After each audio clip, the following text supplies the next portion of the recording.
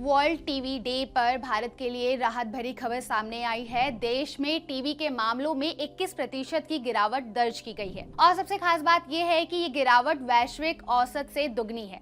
लेकिन क्या इसका मतलब ये है कि टीबी का खतरा पूरी तरह खत्म हो गया है या फिर ये सिर्फ एक स्ट्रॉन्ग शुरुआत है? आइए इस पूरी कहानी को समझते हैं एक ऐसे पर्सपेक्टिव के साथ जो आपको अवेयर भी करेगा और अलर्ट भी। आपको याद होगा थिएटर में फिल्म शुरू होने से पहले एक एडवर्टीजमेंट आता था जिसमें एक आदमी अंधेरे कमरे में लगातार खांसता रहता था और जब वो रुमाल देखता था तो उस पर खून के लाल धब्बे नजर आते थे। वो सिर्फ एक ऐड नहीं था बल्कि एक वार्निंग थी, एक ऐसी बीमारी की जिसे लाइलाज माना जाता था।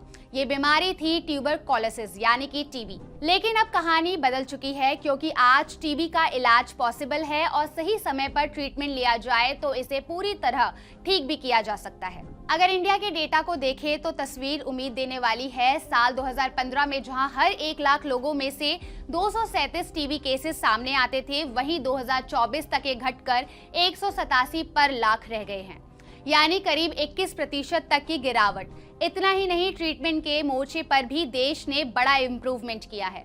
अब ट्रीटमेंट कवरेज 92% तक पहुंच चुकी है और सिर्फ 2024 में ही 26.18 लाख मरीजों ने इलाज शुरू किया है, जो दिखाता है कि डिटेक्शन और अवेयरनेस दोनों तेजी से बढ़ रहे हैं। अब समझते हैं कि टीबी आखिर होता क्या है। टीबी एक इन्फेक्शियस डिजीज है जो माइकोबैक्टीरियल ट्यूबरकुलोसिस नाम के बैक्टीरिया से होती है और हवा के जरिए एक व्यक्ति से दूसरे व्यक्ति में फैलती है।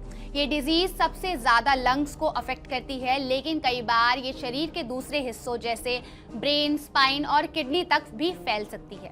इसी वजह से साइलेंट किलर भी कहा जाता है इसे, क्योंकि ये धीरे धीरे शरीर को अंदर से कमजोर करती रहती है। सिम्टम्स की बात करें तो टीबी के साइंस अक्सर धीरे धीरे सामने आते हैं। अगर किसी को 2 हफ्तों से ज्यादा लगातार खांसी या खांसी के साथ खून या बलगम, सीने में दर्द या फिर तेजी से वजन कम होना, कमजोरी, हल्का बुखार और रात में पसीने आना जैसे सिम्टम्स दिखे तो ये टीबी के वार्निंग साइन हो सकते हैं। यहाँ एक ट्विस्ट भी है कि कुछ लोगों में टीबी लेटेंट फॉर्म में होती है जिसमें इन्फेक्शन बॉडी में होता है लेकिन कोई सिम्टम्स नजर नहीं आते।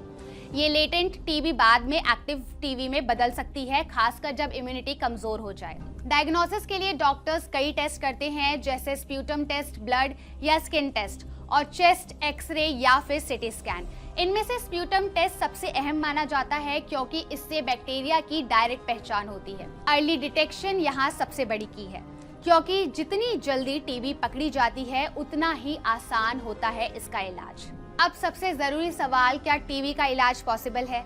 इसका जवाब है हाँ। टीबी पूरी तरह से क्यूरेबल है, लेकिन इसके लिए पेशेंट को 6 से 9 महीनों तक लगातार एंटीबायोटिक लेनी पड़ती है। यहाँ सबसे बड़ी गलती जो लोग करते हैं वो है दवा बीच में ही छोड़ देना।